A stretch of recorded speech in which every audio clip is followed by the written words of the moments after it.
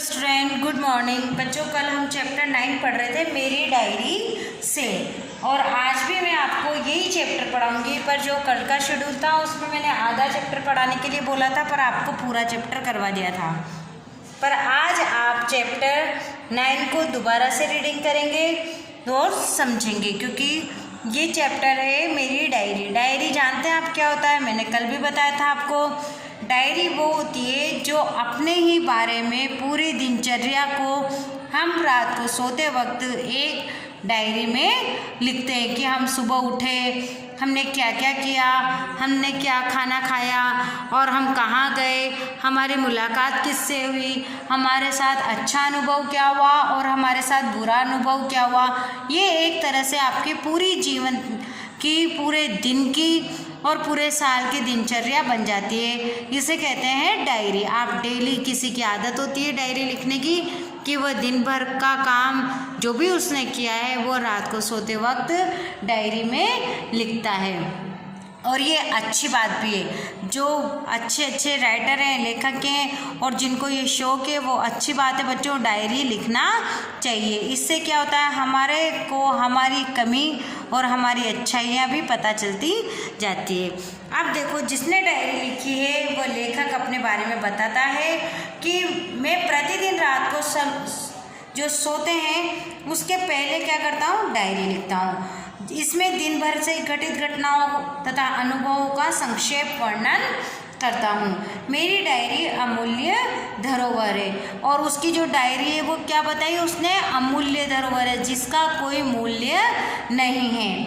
अभी एक सप्ताह पूर्व ही मैं राजस्थान के झीलों की नगरी उदयपुर की यात्रा करने गया था। वहाँ मैंने 3 दिन आनंद पूर्वक बिताए। कितने दिन बिताए उसने? 3 दिन। उन्हीं दिनों की स्मृतियों का अंकन यहाँ हुआ है। अब स्मृतियाँ यानी याददाश्त, जो 3 दिन में उसने कार्य किए वह आपको बताता है। अब जो ये पिक्चर देख रहे हैं आप, ये क्या है? एक डायरी का पेज है। देख रहे हैं आप ये डायरी? इस तरीके से उसने डेट डाल रखी है कि 25 अक्टूबर को क्या हुआ। 25 अक्टूबर की ये डायरी है। यहाँ से लेके यहाँ तक उसने लिखा है। उसके बाद डेज बाय डे वो अपने लिखता जाएगा। जैसे 25 अक्टूबर आ गया, फिर 26 अक्टूबर आ गया, इस तरीके से। तो उसके साथ 25 अक्टूबर को क्या क्या हुआ हम ये पढ़कर देखते हैं। दिन भर की थका देने वाली यात्रा के उपरांत यानी बाद में, दिन भर की थका देने वाली यात्रा के बाद रात्रि 8 बजे उदयपुर पहुंचा। यहाँ मेरे मामा जी रहते हैं। जब मैं उनके घर पहुंचा तो वे मुझे देखकर बहुत खुश हुए। गरिमा धवल को बहुत दिनों बाद देखा। अब वे बड़े हो गए। मुझे अपने घर आया देखकर वह विशेष रूप से उत्साहित हुए। उत्साहित यानी प्रसन्न होना। हाथ मुँह धोकर रात का भोजन सभी ने मिलकर एक साथ किया। भोजन के उपरांत, भोजन करने के बाद अगले दिन के सैर सपाटे का कार्यक्रम भी तय हुआ। 10 बज रहे हैं। कितने बज रहे हैं? 10। पलकें भारी हो रही है। मैं सभी को शुभ रात्रि कहकर सोने जा रहा हूँ। इस तरीके से उसने अपने पूरे दिन की 25 अक्टूबर की यात्रा बता दी। अब कितने दिन घूमा वो? 3 दिन घूमा। तो 25 के बाद अब 26 की सुबह से लेके 26 की रात तक क्या क्या हुआ वो अपन पढ़ेंगे पेज नंबर 60 पर। आप भी अपनी बुक में पेज नंबर 60 निकालिए। ऊपर देखिए, यहाँ पर डेट लिखी हुई है 26 अक्टूबर। आज मामा मामी तथा गरिमा धवल के साथ झीलों की नगरी देखी। आज फिर पूरे दिन जो हुआ उसने लिखा है और क्या क्या हुआ ये भी लिखा है। आज मामा मामी गरिमा धवल के साथ झीलों की नगरी देखी। ये यात्रा फतेह सागर से शुरू हुई। फतेह सागर पर ही बड़ी झील है जिसे पाल बांधकर बनाया गया है। झील के बीचों बीच टापू की तरह दिखाई देने वाला एक उद्यान है। नाम है नेहरू उद्यान। अब ये नेहरू उद्यान में गए। हम नाव में बैठकर नेहरू उद्यान पहुँचे। किस में बैठकर गए वो? नेहरू उद्यान गए। किस पर बैठ के? नाव में बैठकर। उद्यान के प्रवेश द्वार पर बनी 2 बड़ी बड़ी मछलियाँ सामने बनी है। और उस उद्यान में क्या है? 2 बड़ी बड़ी मछलियाँ बनी है। एक औरत की मूर्ति राजस्थानी गहने और पोशाक पहने हैं। उसके हाथों में है गंगा सागर यानी कि एक घड़ा। मुझे ऐसा लगा जैसे कोई सचमुच की स्त्री पानी पिला रही हो, किंतु गरिमा और धवल को मुस्कुराते हुए देखकर मैं तुरंत समझ गया। वहाँ पर क्या क्या देखा उन्होंने? नेहरू उद्यान में दो बड़ी बड़ी मछलियाँ, सामने जो प्रवेश द्वार है यानी जो एंट्रेंस द्वार है वहाँ पर बनी हुई है। एक औरत की मूर्ति है जो राजस्थानी गहने और पोशाक भी पहने हुए, उसके हाथ में एक गंगा सागर है। उसे लगा कि ये सचमुच की एक स्त्री है जो पानी पिला रही है, परंतु क्या हुआ, उसके जो मामा के बच्चे थे गरिमा और धवल को मुस्कुराते देखकर वह तुरंत ही समझ गया। अब आगे देखिए, वहाँ निकट ही बना नाव के आकार का एक छोटा होटल, ये चित्रों से सज्जित है। सज्जित यानी क्या होता है? सजाना। हमने यहाँ कुल्हड़ों में चाय पी। बच्चों, कुल्हड़ किसे कहते हैं? मिट्टी के बने हुए कप को कुल्हड़ कहते हैं। यहाँ से कुछ अब आगे आइए आप पेज नंबर 61 पर। दूरी पर ही चेतक पर सवार महाराणा प्रताप की मूर्ति दिखाई दी। मैं सोचने लगा कि महाराणा प्रताप को स्वतंत्रता के लिए कैसे कैसे कष्ट झेलने पड़े। वहाँ पर अब उन्होंने क्या देखा? चाय पी उन्होंने कुल्हड़ों में, नाव के आकार का एक छोटा सा होटल देखा, और होटल में क्या था? वहाँ पर चित्र सज्जित थे। सज्जित यानी सजे हुए थे। और दूरी पर ही एक चेतक सवार महाराणा प्रताप की मूर्ति देखी। मैं सोचने लगा कि महाराणा प्रताप ने स्वतंत्रता दिलाने के लिए कितने कष्ट झेले हैं, यानी कि कितनी परेशानियां झेलिए। स्मारक बड़ा भव्य और आकर्षण था। यहाँ से पूरा उदयपुर देखा जा सकता है। कहाँ से देखा जा सकता था? जहाँ पर वो खड़े थे, जहाँ होटल था, वहाँ से उन्होंने देखा कि पूरा यहाँ से पूरा उदयपुर देखा जा सकता है। पश्चिम में सूरज डूब रहा था, जिसकी अंतिम किरण सज्जनगढ़ पर पड़ रही है। अब कहाँ पर पड़ रही है उसकी अंतिम किरण? सज्जनगढ़ पे। यहाँ से हम सहेलियों की बाड़ी गए। यहाँ सैकड़ों फव्वारे एक साथ चल रहे हैं और हरे भरे लॉन भी हैं। यहाँ हमने एक सममित फोटो भी खिंचवाया। सुखाड़िया सर्किल पहुँचते पहुँचते तो अंधेरा हो गया। अब जब लेखक, उनके मामा मामी, बच्चे सुखाड़िया सर्किल गए तब क्या हो गया था? अंधेरा हो गया था। उस समय भी सैलानियों की भीड़ जुटी हुई थी। इतना बड़ा फव्वारा मैंने पहले कभी नहीं देखा, मुझे गार्ड ने बताया। अब गार्ड कौन होता है बच्चों? वहाँ पे जो गाइड होता है वह वहाँ के पुराने ऐतिहासिक जगह की जानकारी देता है। लेखक को क्या बताया गार्ड ने? मुझे गार्ड ने बताया, यानी जो वहाँ पर गार्ड रहता है उसे बताया ना मैंने आपको कि जो वहाँ की ऐतिहासिक जगह रहती है उसके बारे में, जो हम कहीं घूमने जाते हैं तो एक व्यक्ति साथ में रहता है, उसे सारी नॉलेज रहती है, उसे बोलते हैं गाइड। एक ऐसा फव्वारा इटली की राजधानी रोम में भी है। यह फव्वारा जलाशय के बीचों बीच बना हुआ है। फव्वारे से झरती हुई रंगीन रोशनी की लहरियाँ मनमोहक दृश्य उपस्थित कर रही थी। अब रात को चली थी। अब क्या हुआ? ये सब घूमते घूमते क्या हो गई? उनको रात हो गई थी।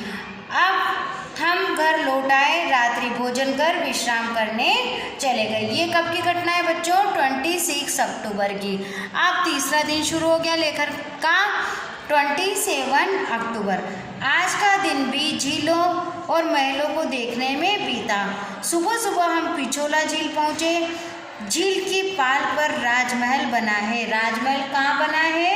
पिछोला झील में। महल के मुख्य द्वार पर उगते हुए सूरज का चिन्ह है। गरिमा ने बताया ये मेवाड़ का राज चिन्ह है। गरिमा ने क्या बताया कि ये मेवाड़ का राज चिन्ह है, और जिस पे लिखा है जो दृढ़ राखे धर्म को ताहे राखे करतार। आपने देखा होगा, यहाँ पर हमने पढ़ा था कि सज्जनगढ़ पर सूरज की डूबती हुई किरण पड़ती है, अंतिम किरण, और यहाँ पढ़ रहे हैं हम जो राजमहल है उस पर सूरज की उगती हुई पहली किरण पड़ती है, और जो राज चिन्ह मेवाड़ का राज चिन्ह भी है। अब आइए बच्चों आप पेज नंबर 62 पर। इसे पढ़कर महाराणा प्रताप की याद हो आई।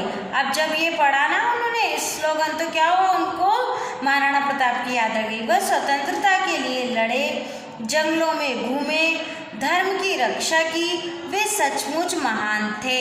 क्या क्या कर रहा था महाराणा प्रताप ने? वो जंगल जंगल घूमे, धर्म की रक्षा की और स्वतंत्रता के लिए लड़े। वो सचमुच में महान थे। यहाँ अनेक महल हैं। राणा जी का महल, जनाना महल आदि। राणा जी का महल भी और जनाना महल जहाँ पर उनकी रानियाँ थी। अद्भुत सुंदरता है इनकी। पिछोला झील के बीचों बीच जग मंदिर भी है। जो पिछोला झील है बच्चों, उसमें बीच में जल में क्या बना हुआ है, एक जग मंदिर। जग निवास है।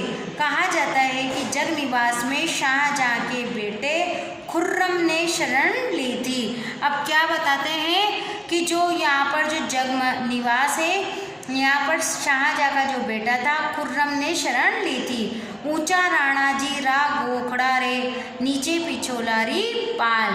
क्या लिखा है वहाँ, ऊंचा राणा जी रा गोखड़ा, गोखड़ा यानी गोखड़े, पिछले पिछोलारी पाल। गाती हुई स्त्रियां निकल गई। दोपहर को गुलाब बाग पहुँचे। अब कौन से बाग में आए वो, गुलाब बाग में।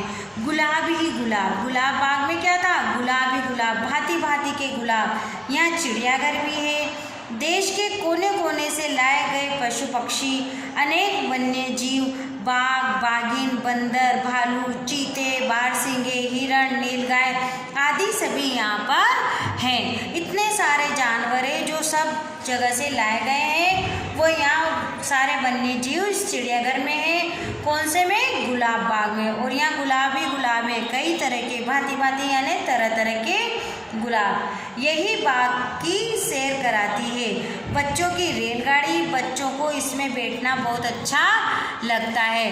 अब बच्चों को कहाँ पे बैठना अच्छा लगता है, रेलगाड़ी में बैठना अच्छा लगता है। अब सर्दी बढ़ने लगी, हम घर लौट आए। कल सुबह अजमेर जाना है। अब 3 दिन हो गए उसे। अब कहाँ आ गए थे, लेकर घर पर आ गए थे, क्योंकि 3 दिन हो गए थे, बहुत कुछ देखा। फिर भी कितनी ही चीज़ें बिना देखे रह गई। गर्मियों की छुट्टियों में फिर आऊँगा। ये यात्रा स्मरणीय है। स्मरणीय मतलब यानी कि ये यात्रा याद करने योग्य है, हमेशा उसे याद रहेगी लेखक को। ये ऐसी यात्रा है। तो बच्चों आप भी इस चैप्टर को घर पे दोबारा से पढ़ना। डायरी में जो भी होता है, अगर आप भी इस आदत को अपनाना चाहते हैं तो अपनाइए। डायरी भी लिखना चाहिए हमें, अपने जीवन के बारे में कुछ खट्टे कुछ मीठे अनुभव लिखना चाहिए। और मेन जो चैप्टर है इसका यही है कि जो लेखक डायरी लिखता है उसमें अपनी पूरी दिनचर्या लिखता है। इसमें डायरी लिखने के बारे में समझाया गया है कि जो भी हमारी दिनचर्या होती है, जो भी अपने बारे में होता है, जो हमें अनुभव होता है, वो पूरे दिन का कार्य हम रात को सोते वक्त अपनी पर्सनल डायरी में लिखते हैं। तो बच्चों ये चैप्टर मैंने पढ़ाया है। कल हम इसके अभ्यास कार्य शब्दार्थ करेंगे। Thank you.